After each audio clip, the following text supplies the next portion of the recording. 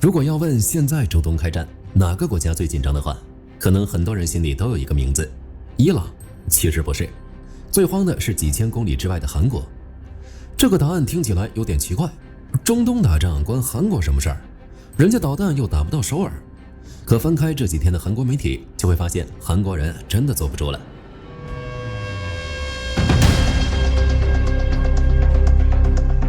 这一周的韩国媒体基本被两件事刷屏了，一个是中东战况，一个是这件事对自己到底有多大影响。要是这几天刷韩联社或者朝鲜日报，会发现标题全是这个调调：萨德要被搬走了，驻韩美军也要被调走了。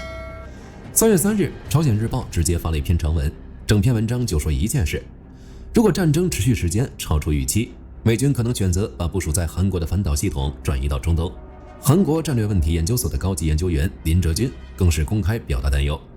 他说，韩国同样面临来自朝鲜的弹道导弹威胁，所以驻韩美军若是把防空装备调走，必然会引发重大问题。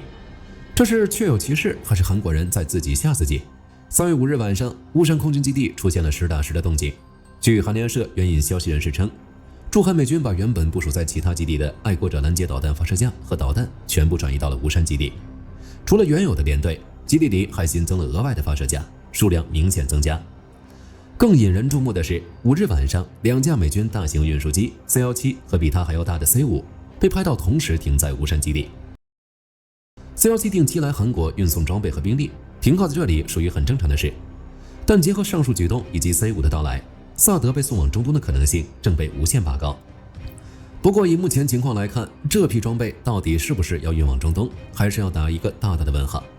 而且韩国国防部的态度也很谨慎，只说不宜就驻韩美军调整战力予以置评。驻韩美军那边更是直接甩了一句，请联系美国国防部。那么问题来了，美国在中东那边到底打到什么程度了，才会让韩国这么担心美国会把萨德和爱国者调走？这场仗的强度可能比很多人想象的都要大。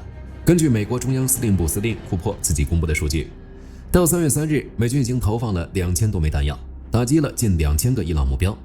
这意味着美军平均每小时就要扔出去几十枚精确制导炸弹。伊朗那边也没闲着，数据显示，伊朗已经发射了500多枚弹道导弹，外加2000多架无人机。要知道，去年那场12日战争，伊朗总共也就发射了550枚弹道导弹和1000架无人机，而这次还没打几天，导弹数量就跟上次12天差不多了，无人机的量更是翻倍。伊朗这次的算盘很明显，就是要玩低成本消耗战。他们大量使用见证者无人机，而这东西成本极度低廉，几千到几万美元一架。但美国用来拦截他们的武器呢，是爱国者和萨德导弹，一枚200-300万美元。最后就形成了一个局面，伊朗的无人机跟不要钱一样往外撒，美国这边每打一发拦截弹都是几百万美元的成本，而且这还不是打完了就能立马补上的，生产线在那儿摆着，一个月就产了6-7枚。美国果然家大业大，但也经不起这样的消耗。尤其是经历了乌俄战争、以哈冲突以及去年6月的12日战争，美国已经消耗了不少库存。如其中的12日战争，光萨德拦截弹就消耗了约150枚，占这种导弹总库存的1/4。最关键的是，这种高精尖武器的产能肯定是比不上低成本无人机的。洛克希德马丁2025年全年只生产了约600枚爱国者3拦截弹。除了消耗美军弹药库存之外，伊朗还专挑贵的打。虽然尚未得到美国官方证实，但综合法尔斯通讯社与半岛电视台3月3日报道，伊朗导弹成功摧毁了部署在卡塔尔的 AN/FPS-132 呼噜爪雷达，该雷达一台价值11亿美元，以及部署在约旦和阿联酋的2套萨德系统 AN-TPY-2 雷达，一套萨德系统总造价10亿到18亿美元，雷达是最核心的部分，价格可想而知。通过上述分析，想必大家应该知道韩国为什么会慌了吧？因为美国在中东消耗的速度已经超过了补给的速度。如果战事继续拖下去，弹药总有见底的那一天，届时只能从其他地区调度支援。其实这已经不是美国第一次从韩国调防空系统了。去年4月，韩联社就报道过一件事，驻韩美军至少一套爱国者防空导弹系统以轮换部署的方式转到了中东，为期3个月。当时韩国那边什么反应？说实话，没这么慌。为什么？因为当时调走的是爱国者，不是萨德，萨德被明确排除在讨论范围之外。这两个东西在韩国眼里的分量完全不一样。爱国者主要是末端防御，拦截高度40公里以下，说白了就是保护机场、港口这些具体目标。但萨德不一样，萨德拦截高度能达到150公里，是正儿八经的战区高空防御。用来拦截大气层外的弹道导弹。对韩国来说，萨德是应对朝鲜火星系列导弹的最后一道防线。爱国者走了还好说，反正还有一个最关键的萨德。爱国者和萨德一起走，什么时候能回来，没有一个定数。去年爱国者调走4个月就回来了，然而现在就中东局势来看，如果美国真的把在韩国的萨德调过去，短期之内恐怕回不来。但朝鲜那边的动静从来没有消停过，就在2月28日，也就是美以空袭伊朗的同一天，朝鲜刚进行了一次弹道导弹试射。国防部长努光铁直接放话，说美国公然采取军事行动威胁朝鲜安全，故意加剧地区政治军事紧张局势，朝鲜将采取更多进攻性行动回应威胁。3月3日，韩国军方又探测到朝鲜从平壤顺安一带向东发射2枚短程弹道导弹，这已经是朝鲜本月第4次武器试射了。朝鲜那边可不管美国是不是在中东打仗，该试射的导弹一发都不会少。因此，一旦美国调走爱国者和萨德，那韩国的防空系统就彻底踏出了一个大窟窿了。朝鲜自然不会放过这个机会，增加自己在半岛的影响力。除上述军事的焦虑外，还有经济上的压力。3月5日，韩国执政党首席政策委员韩真爱在国会会议上直接警告，韩国对中东主要国家的出口去年达到200万亿韩元，如果战事拖下去，这200万亿可能打水漂。并且韩国企业在中东还有约100万亿韩元的项目，包括智慧城市、核电站、人工智能数据中心，都是未来增长引擎。现在全都有可能延期甚至取消。同一天，李在明临时召开国务会议，干了一件大事，直接拨款100万亿韩元，约合4690亿人民币，启动市场稳定项目。这笔钱砸下去，就是为了稳住股市和汇市。因为开战这几天，韩国股市跌得根本不能看。3月3日一天，韩国综合股价指数跌幅超过7%，创下史上最高单日跌幅纪录。2天累计跌了12%，两次触发熔断。2月份1个月的涨幅，2天就跌没了。更麻烦的是能源，韩国是个极度依赖进口能源的国家，大约70%的原油进口都来自中东，其中相当一部分要经过霍尔木兹海峡。伊朗封锁霍尔木兹海峡，相当于掐住了韩国的能源脖子。油价一涨，供应链一断，整个市场的恐慌情绪就炸了。韩元汇率直接跌破1500，创下金融危机以来的最低点。当然，韩国最重要的一种焦虑，其实还是对美韩同盟的焦虑。中东这场仗打起来的时候，刚好是美韩关系最为微妙的时候。今年1月，美国提议美韩日空中联合演习，韩国看了一眼时间，正好赶上韩国的旧正假期，而且跟日本主导日撞车了。主导问题在韩国是碰都不能碰的敏感点，于是韩国建议改成只有韩美2国参加，结果美国压根没搭理这个建议，后面直接跟日本搞了双边海上演习，态度也很明显，你不想来，那我就跟别人玩。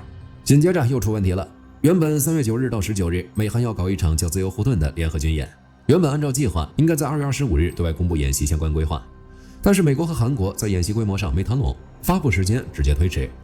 韩国的想法是适当缩减规模，特别是把野外机动训练压一压，别太刺激朝鲜。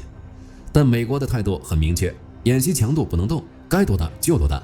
美国的逻辑其实很简单，大规模联合军演是检验战备状态的硬指标，是展示威慑力的核心平台。临时调规模，后勤全乱套，威慑效果也打折。从这些事情能看出来，韩国想要的是在同盟框架里保持点灵活性，不想被美国完全绑在大国竞争的车上。但美国的态度很直接，我的战略优先事项你得跟着走。而这种战略诉求的错位，放在平时可能还能磨合，但现在中东战火一起，韩国不得不考虑，这装备被调走了，还能回来吗？那大家觉得美国会不会为了中东战局把韩国晾在一边？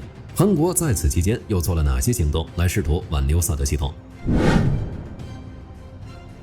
其实韩国政府已经在动起来了。3月6日，韩国外长赵显在国会听证会上透露了一个关键信息，美韩双方正在就武器装备调整进行秘密沟通，这是韩国官方第一次公开承认两国确实在谈这件事。虽然赵显没透露具体细节，但这句话本身就已经释放出来某些信号，美国没有单方面拍板，而是跟韩国在商量。这说明什么？说明美韩同盟的运转机制还在，沟通渠道是畅通的。不过话说回来，如果中东真的越打越凶，美国会撤走爱国者和萨德，不管韩国的安危吗？我们得看清楚一点，美国的全球战略从来不是2选1，而是都要管。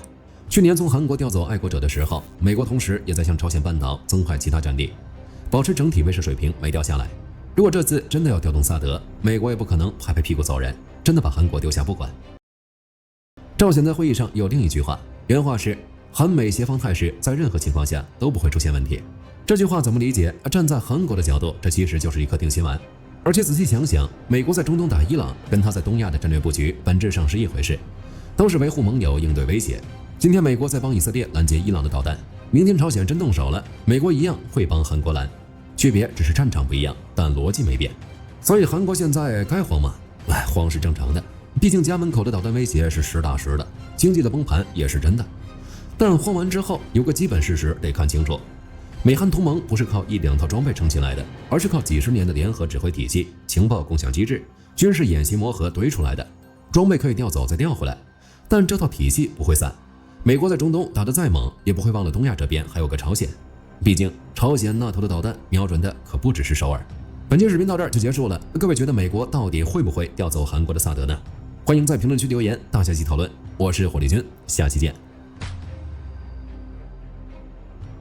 好的，各位观众朋友们，我们频道一直在聊真实的军事资讯和武器装备，后台也经常有朋友问，有没有值得推荐的入门级模型？今天就和大家分享一款近期接触到的产品。首先，它的外形还原度做得相当不错，比例准确，武器上的一些关键细节和标识也都有体现，材质也说得过去，拿在手上有不错的分量感。其次，它具备一定的可动性，对于理解基础操作原理有一定帮助，让它不仅是个静态摆件。综合它的做工和可玩性来看，价格确实比较亲民。对于想入门模型收藏，或者单纯想在桌上贴一个摆件的朋友来说，是一个性价比很高的选择。商品链接已经给你们上了，感兴趣的朋友可以自行了解。